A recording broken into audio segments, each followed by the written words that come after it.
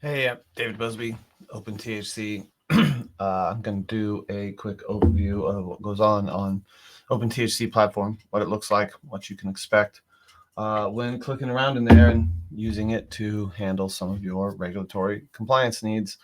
I'm currently on this system. I'm signed into a demo account. It is a demo that does a grower and processing setup. This is my name here. Test GP, test grower processor. OpenTHC is pretty straightforward web application.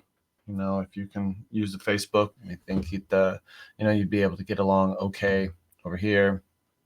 This is the dashboard. Primary menu is over here, up here at the top. The main sections about your plants, about your inventory, about your B2B transactions. Search to find all kinds of things in the system, and then a couple of these early tools to be able to do some scanning, print labels, view some reports. There's an internal directory of people that you have. If you have more than one license, this little thing up here is a license switcher. We got a little help menu. We got a little alert menu. Some tools are available to get into the lab portal, B2B marketplace. There's a couple of other tools that become visible, and under the gears, we've got information on how to get it to help or some tutorials. We've also got information on how to get into the settings, look at your billing information, things like this. So for everybody who grows, navigate into plants. We've got a big list of plants.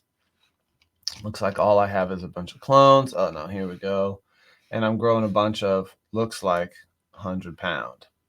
And I've only got 130 trees. Some clients have 2,000, some have less than that. And if you're into this kind of thing, you can view these details in a grid showing you grouped by room or grouped by variety here at the top level. Variety number 1, giving you some buttons here that you can activate to take steps on these things, whatever it is we feel like needing to do.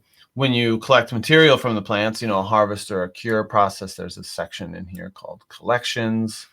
And that's where I come in and I take a raw weight collection, sometimes referred to as wet weight, or I take a dry weight, sometimes referred to as the net weight. And that's how you process material from plants through the collection cycle into inventory. Here's one I did. I just did one plant for a while ago, and I would say, oh, well, let me collect my net material. Obviously, I don't have 10,000, so, we can plug in a, whoops, I did the wrong button. So that's my raw weight. I would come down here and I'd say, 5,000, pick what kind of material it is and what section it's going in. If you wanted to do a grade B type of material, which we generally recommend against, but that was back in the day. They had flour and then other material lots, or other plant material. And then I would just collect this material. And now I've got some new inventory. It's blah, blah, blah, blah, blah, blah, blah. And this is where you'd go through the rest of the process. Take some lab sample, move this, convert it, change the name under modified, things like this.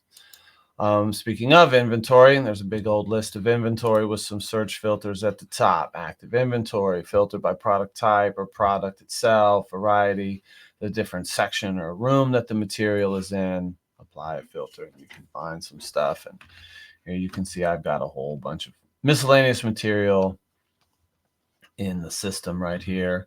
You just click on one of these IDs to do something. If you're interested in working on more than one material at a time, like look at this, I got these 5 items right here with some weird name. Let's say I wanted to do something with them. Give me more options. I'm going to combine them all into one lot. Which one should it be? This one. We'll combine them all into one lot, for example. And these other buttons are available on an individual basis. Again, either on the inventory list or on the plant list. Check a box, do the thing. And to do sales, it's a fairly similar process here as well. You pick some of the stuff that you want to sell. Say ship. Now we just figure out who is it going to go to.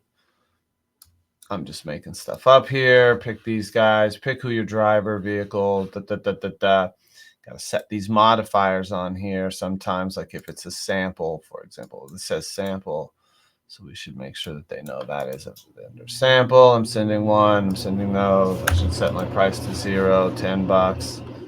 do something like this. I'm not sure if this will work because it's so silly, but let's see what happens. There we go.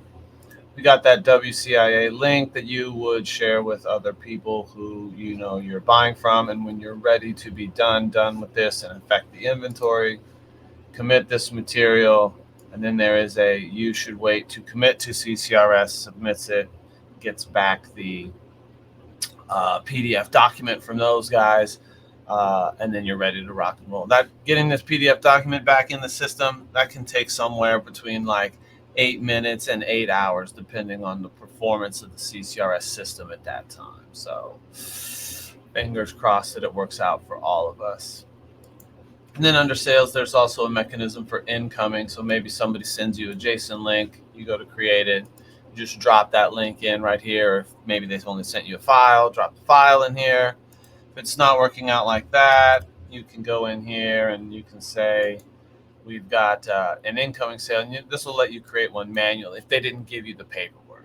Plug in whatever number, type in the lot number, and then start going through and filling this out. And you're going to have to add a couple of rows. Then you go next, and then you're done. So that's a quick overview of OpenTHC. Give me a call if you need any help. Thanks.